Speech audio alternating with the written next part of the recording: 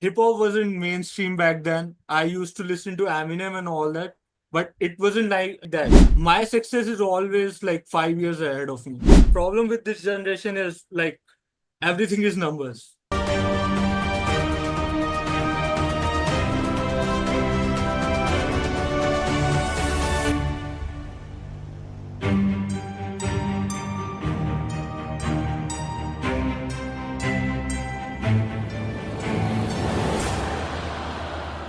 All right, welcome to another episode of In the Chair With. This is Cupchairs' ongoing series of meeting artists from around the world. Already, we've talked to artists from the UK, from Scotland, from Australia, New York City, and today we have the primary singer-songwriter of Faithful Tragedy. His name is Anubhav Basau. He's located in Delhi, in India, and actually, I've been doing artist promotion for 30 years and I've talked to people all over the world, and this is my first artist that I'm visiting with from India. So I'm actually very personally excited about this. Uh, his artist name, he goes by Roy, just in case you don't want to try to pronounce Anubhav Basau. Roy from Faithful Tragedy, welcome to In the Chair with Cupchair Show. It's good to meet you. Thank you, man. Uh, I have a lot to talk about with you. In reviewing your discography on Spotify, you can go look at Faithful Tragedy. A lot of your older work is EDM, sort of exploratory uh, instrumental music, but then your latest couple releases have been acoustic singer-songwriter. Can you talk a little bit about your progression with your music career? Actually, when I started, it started from Vampire Sex, which is an EP about gothic vampires who meet in in a club, which started from it's not EDM from my side, but like I consume electronic music from all over the world, from Tomorrowland to like techno artists, but it is a techno like gothic party which I had in mind. If it's coming through with that, with first song, it's like that, like they are meeting for the first time and it end up in a like very heartbreaking stuff which is unright. So it's all my inspiration come through in like uh what to say, I write in script and everything according to scenes come. So from starting it's more electronic, that's why, because they are meeting at the place which is very underground and uh Yeah. which is vampire like night goth party. There are two vampires who are meeting, and then they get separated at the third song, which is my core subject. I would say, like in progressive rock, I go hard in melancholic and heartbreak themes like isolation, and that is where Faithful Tragedy is coming from. Because I've been doing, I was doing music for 5 years, and this I made like as in I am a personality who is very melancholic, very intelligent. Like this this this personality you see, little bit emo, gothic, and I've been blessed with so many heartbreaks in my life.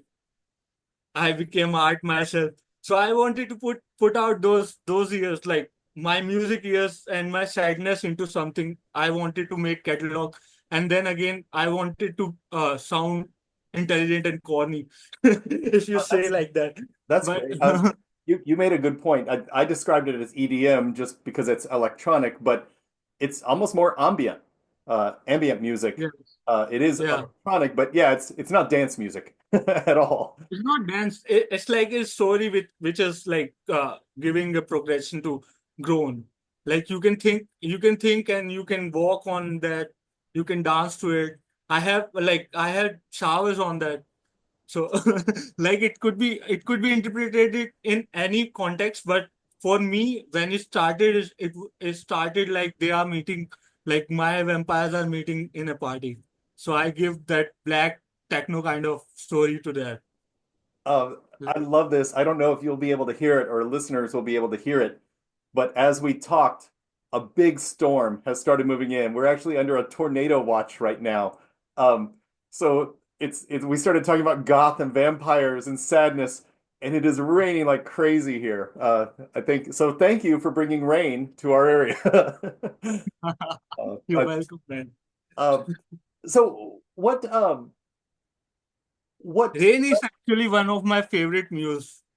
Yeah, yeah. Rain actually, like, if you see my catalog again and again, I use rain like for my muse as well to symbolize her as well. And rain in actually itself as a part of nature is one of my favorite thing. I think that's a good plug for your other video. You've had a reaction video done with Cupchairs. I believe it was for Swallow the Blue, and I remember one of the things that Kate picked up was your lyrical references to rain. So Yes. it's you're not just making that up. No, not at all. What led to your Rain is transition a from? reoccurring imagery, which I would say rain is very prominent in my like catalog, and it would be like it's something, it's very naturally uplifting for me. And this music which I'm putting out, it's supposed to be very healing at the last of the day, because like if you see the torment of an artist, and I produce this for like uh, one who are in the storm, actually, in between things and figuring out something new, and if they need that rest from world or something else, like from heartbreak or isolation, I wanted to say, like, I am there. If you are in between projects and you want to say my music is yours, this is all for you. If I putting out it out there, it's not mine. It's whoever needs it. This is like very coming from very much from heart. Like at the last of the day, if I am done and I have lived my life with it, if I released it, if you want to think about it, like if you want to keep, like if you want to express with my music with your name, actually I will get some price for it because I produced it. That is all I have for now. Yeah, This is your, like, whoever is listening to the music, it it is his or her. that's really interesting. In another art form, I actually got a new tattoo a few weeks ago, and I was talking to the artist about um, when one tattoo is close to another. What are the rules? If your ink covers somebody else's, or do you put your image behind the other one? And the artist was telling me, some tattoo artists are very proprietary, like don't touch my work. But his philosophy was a lot like yours. He said the design I'm making and putting on you is mine, but as soon as it goes onto your body, it is your art. You have purchased this piece of art and now you own it and it is yours. And I, Yeah, yeah. I thought that was interesting. He said, you can go cover it up. You put on a shirt and it covers it up, or if you want to get another tattoo and get rid of it's yours now. And I thought that was very interesting.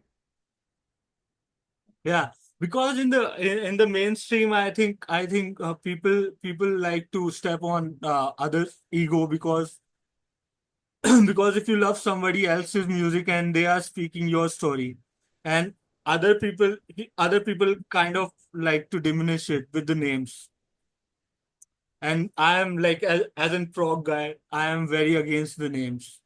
We are all one, and once you are giving, like, primary thing is to give any art your heart. If you are listening and expressing it with the heart, like DJs does, they don't have their own lyrics or something. But what DJ plays and mixes, it's all about them. For a moment, you have to take it like that. If someone is DJing for you, they are putting their heart and their soul into mixing for you, for your night. You have to give that much credit that all the lyrics for time being is theirs. Even if they are using Guns N' Roses, yeah, either my stuff, either your stuff.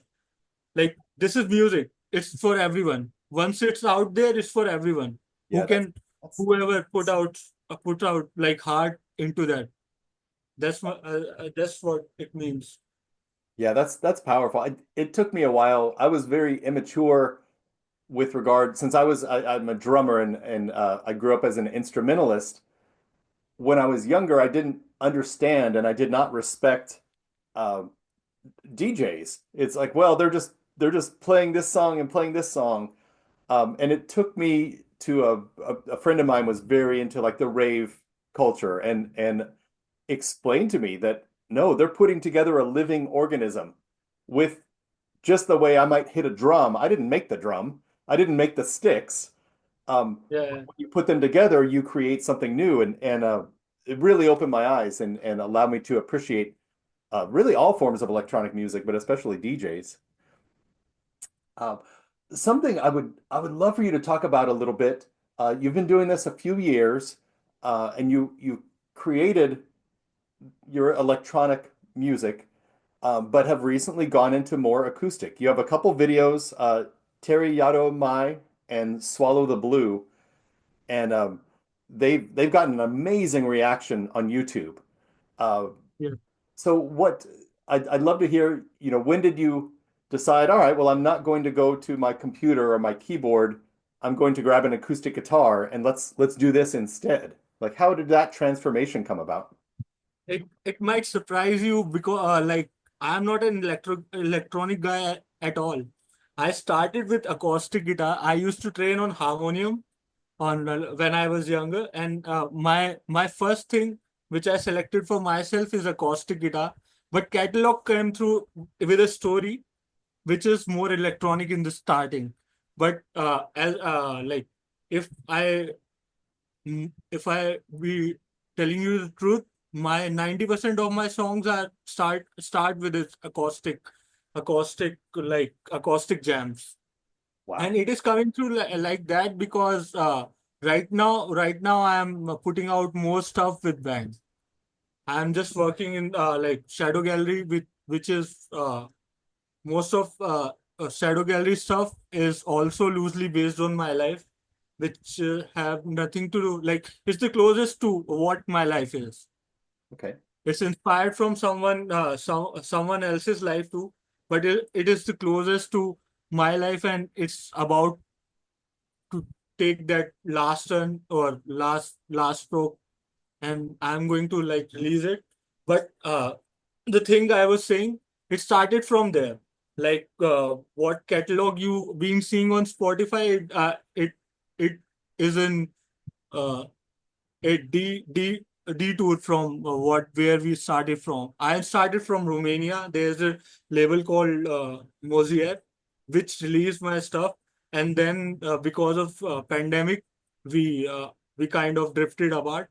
And then Infidel was my first release from Fateful Tragedy, and now I started releasing from Vampire Sex independently Okay. because there was there was royalty split and all that wasn't happening for me, and in between there was so much communication gap because of pandemic. And then I had a call like doing this independently would be more greater for me.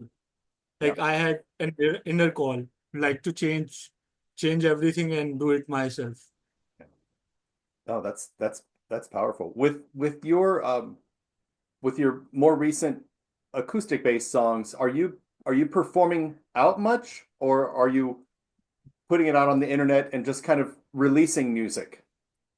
Uh, Actually, where I live, there is like for contemporary art, it's been hard everywhere in UK, US, but in India, it's not grown that much, and I'm an anomaly here. So I'm just putting out and trying out. I want to play bigger circles, but I am not respected or given that much because mainstream is hardcore here. Like if you have name in mainstream, you have that respect and everything is given to you, and you make big sales, big stadiums. But right now I'm just managing small venues, open mics. And for me as an artist, where I'm coming from, if someone is listening, even the one person is listening to my music, I'm winning, man, yeah. because it's something that's not repeating the same ideas that been given to us, like mainstream been giving that same love song recycled for 10 years. I'm writing my own stories. I'm doing everything I dreamed dreamed about as a kid. Yeah. I'm fulfilling that dream for the kid, and I hope, I finger crossed, in some years I will manage to like brainwash someone, some some management company to give me something bigger. But yeah, my band loves my stuff, so we keep on rehearsing. We keep on doing like what you see in Swallow the Blue in acoustic version. Uh-huh. We keep on doing sessions like that for 5 to 10 people on and off. Uh-huh. Uh, Wow. Yeah. and I'm just whatever I am writing at the point, I keep on trying in open mics, and I keep going with old song also. Like if I wanna get connected to that same space, like I've been writing Shadow Gallery, and I wanted to get into that concept again. So I go play 4 5 nights, small open mic with already out songs, and I try to promote them to new people as well. And then yeah, this is my like uh, nights are for like producing new, and some evenings and fun evenings are like for promoting stuff or getting connected to that concept again. Because in between, my mind is just don't work straight. I want to work straight, like this is the concept, this is what I'm writing right now. But if I watch something new, if I'm like sitting somewhere else and I see something, or even the random thought, I get deflected a lot. So I keep myself like get connected to like what I'm writing in the moment, Yeah. what I'm more excited or more serious for. Because Shadow Gallery, I've been trying 3 years to get complete. From the day I started Infidable, I wanted to write it, but as I'm saying it, it's very organic. The concept is growing itself. Yeah. I don't put out anything where like mechanically grown. You understand? Yeah. If something is coming, it's coming from heart.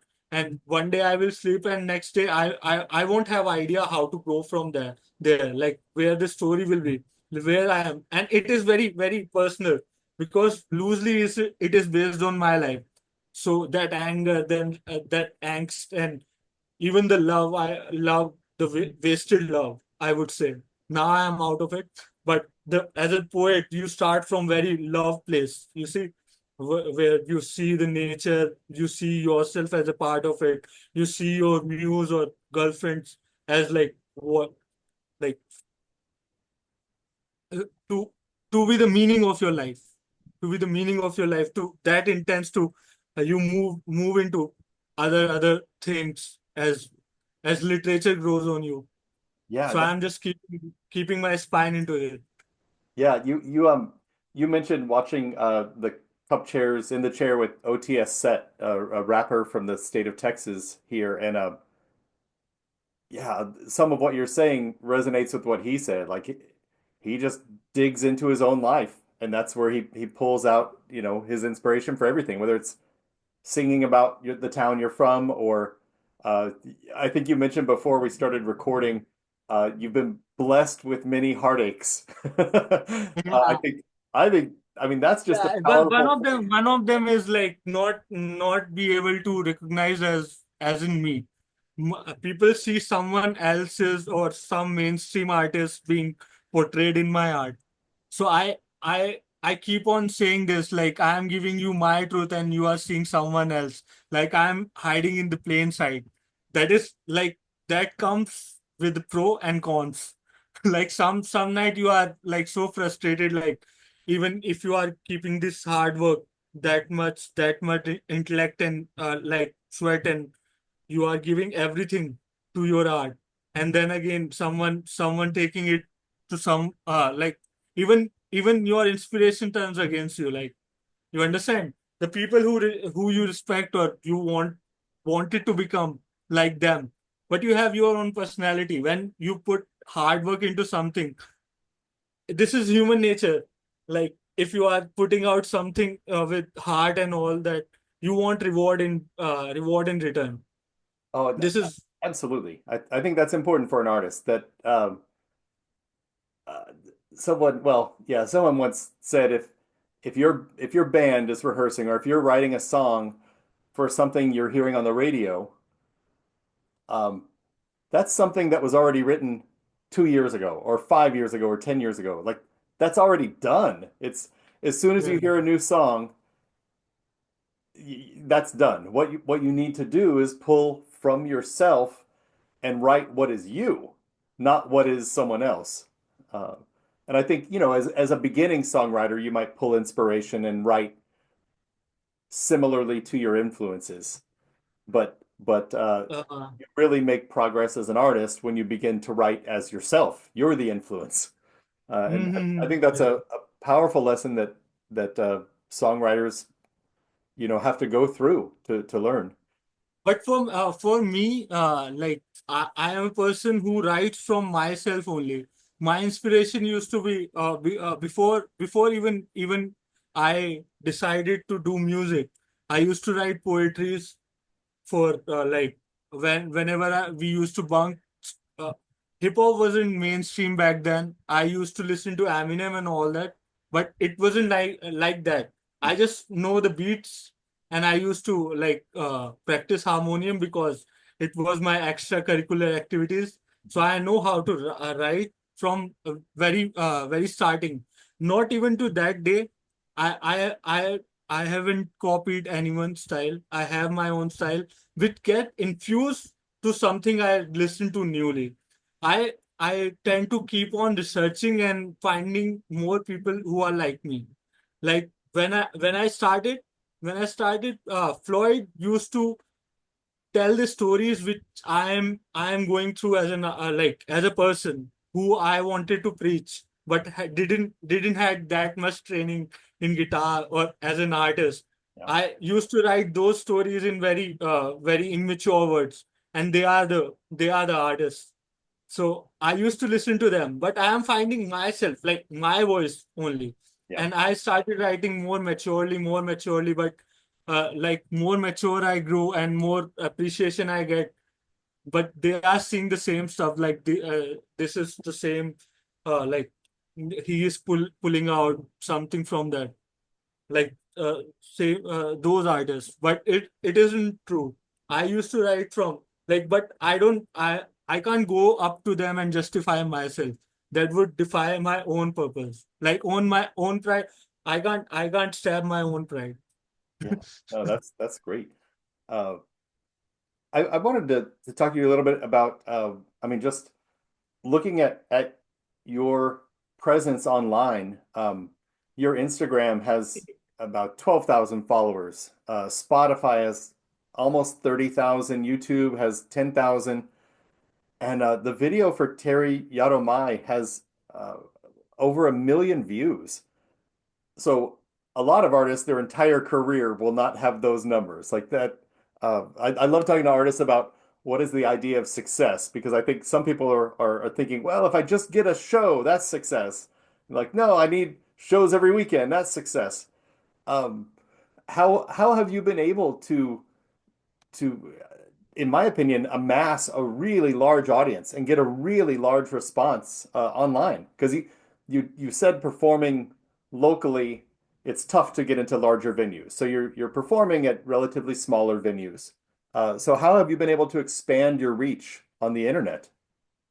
On internet, I've been like blessed with people around the world who've been keep keeping it like very natural for me. And time after time I get connected with people who helps me to reach newer audience.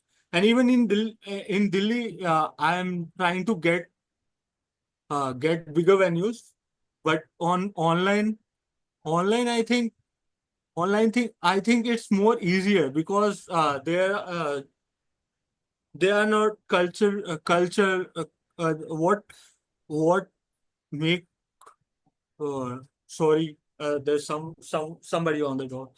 So Okay. what makes it hard here? No, the here people don't take art that seriously. They are looking out for they are looking out for mainstream, what mainstream are curating to them, and they are not like they are not that much accepting towards it. But online, which I have seen, if you are presenting a new idea, uh, and more and more, my listeners are from US and UK, Okay. so they are accepting, like these are the uh, things which they know about more than Indian people, I Yeah. would say. Yeah. But eventually तेरी यादों में reached that uh, midpoint where I captivated art, like uh, people from Pakistan first, and then it grew into Indian. Like I, the 90 to 80% of people who have been seeing that video, which crossed 1 million, is from Delhi, and it's very organically pushed, and I've been blessed with that sense, because I am good with pursuing people, like pursuing these places where art grows. I think.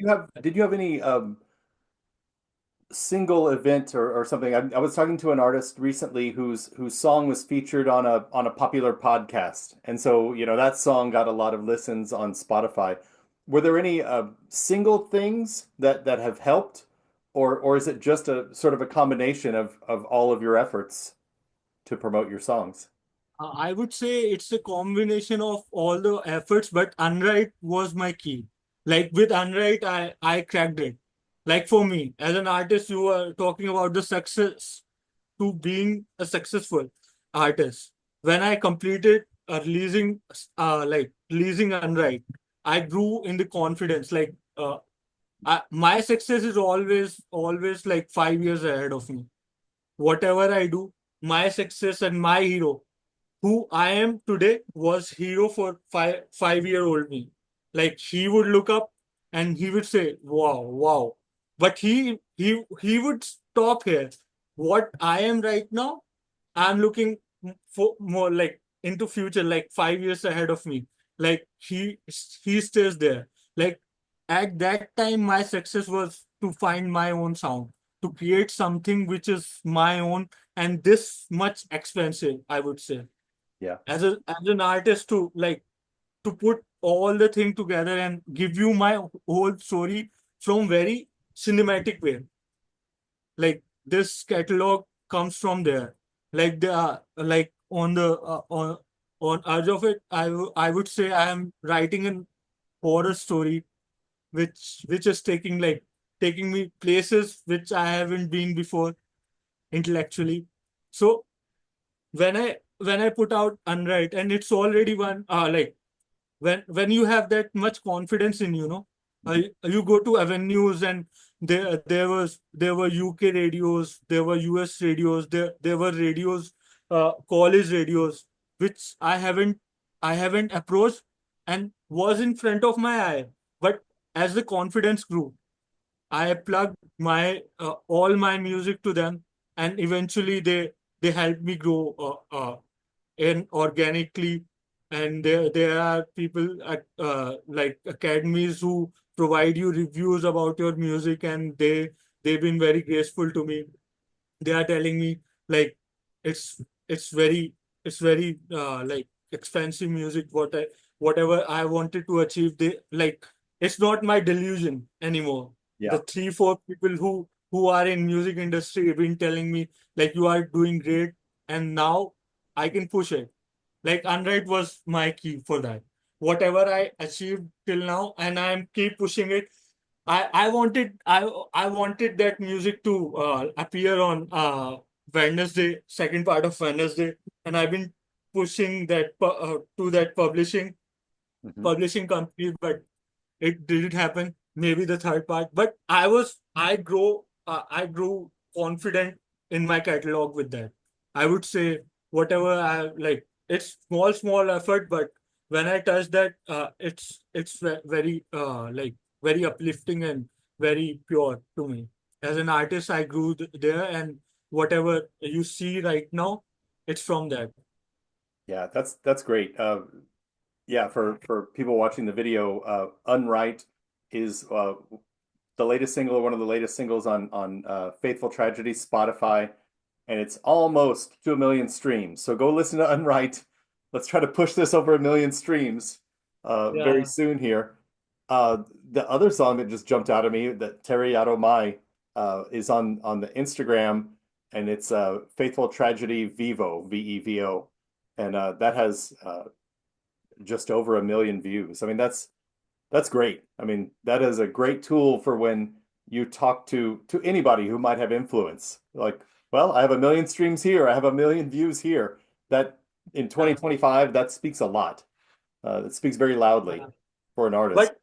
But I from where I come from, if you don't have views, if you are not into if you are just making art, I have you have my whole respect, because the favorite music I listen to have just 10,000 views, Yeah, and nothing can come close to that. yeah. Because right now generation the problem with this generation is like everything is numbers, everything is numbers, and this is how we have been growing up, and that is sad. Right. You have to look for the quality and what they are giving in. But the sad reality is like more expressive and more depth your art have. It doesn't mean you have the same numbers or impact. Oh, You understand what absolutely. I'm saying? There are anomalies like Tool and all that. They are like what my influencers are like, but they have grown like more or less. They have grown very naturally, and that's what I'm doing. I just put I don't push back myself into a cage. Mhm, Like I have like if you are a prolific artist, you have to have some like less numbers. mhm. You understand? Your mentality goes both way. Oh, Like absolutely. No, if you are doing experimental or expensive music, experimental artists will come to you. You are a sold out because you have reached 1 million plays. It's not that. I'm just good with I'm just good with both worlds. yeah. It No, it's that. that is important. I I feel lucky to live in the area of Austin, Texas. There's a lot of music venues here, and it seems like every coffee shop has a stage, and every pizza shop has a stage, and you can just go see live music all the time.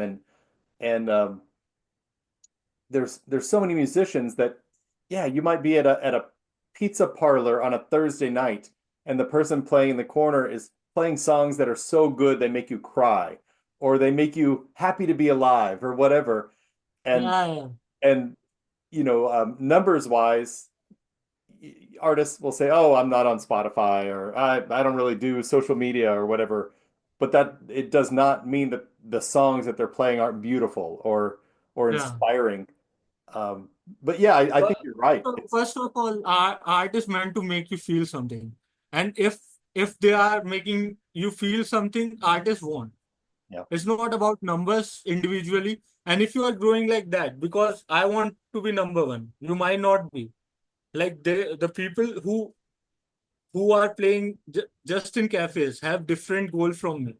I just want I want to achieve that also, and I wanted to incorporate everything I love also. You yeah, understand? I want to be that artist who can play people with 5 people, and I want to be that person who plays to 10,000 people, 1 lakh people. It doesn't matter. As long I am connected to my spine and my soul, and I'm giving everything to it. Like it works for me. no, As long it is working for me, it's great. yeah, that's powerful. No, I hope that this interview introduces you to a new population of music fans. Yeah, man. Uh, Just people like you been keeping me relevant, I would say. Like small things like that I put out, and so whenever I put out something new and it turns up to something great. Yeah. Uh, I think, almost kind of wrapping up here. This is fantastic. You were talking about rain as being inspiring and causing feelings, and it gives life. The sky might get dark, but it fuels life, and there's all those emotions. You have a new release coming out, so I think people watching this check out Faithful Tragedy Spotify and check them out on YouTube. The new song coming out is a romantic song, but it has space themes. I think that's wild because you go from, you know, uh, you talked about your ambient music being more goth and prog, and then maybe more nature oriented with Swallow the Blue, and now we're going into romance and space. Uh, Yeah, it's all about melancholic stuff. But this time when I was writing this stuff, I was uh, I was totally into space and what's the meaning of life. And for the younger self, I would say, like for a prominent period of time, I would say the love is the only thing which kept the life relevant for me. And it keeps on changing because I am a changed man now. But thing is coming out, and I hope it will give some hope. And it's all about space, man. At the last of the day, because when I put out Winters, it's all about post rock, but it's like roots were the same, the darkness, melancholy, and just palette changes Mhm. from shadow gallery, more like core rock blue stuff, to post rock. It changes the theme, like palette changes, but theme are the same. With this song, it's more like whole thing is changed. It's all about space and romance with Well, post rock. that's great. That's great. So yeah, I urge people to go look up Faithful Tragedy and check out the new music. Do you have a date when you're planning to release this later in the month of Yeah, May? it's already set in motion. It's going to be out on 10th May. Okay, great, Just great. just 3-4 days left. All right, so I think this video will drop in a few days, and that song should already be out. So we're talking about something in the future that by the time Yeah. you see this is in the past. I love it. Uh, so yeah, this is very cool. Anubhav, aka Roy, it's been a pleasure to visit with you. Thank you for being in the chair with Cupchairs, and I wish you the best. Yeah, thank you. It was so enjoyable All right, talking all to right. you.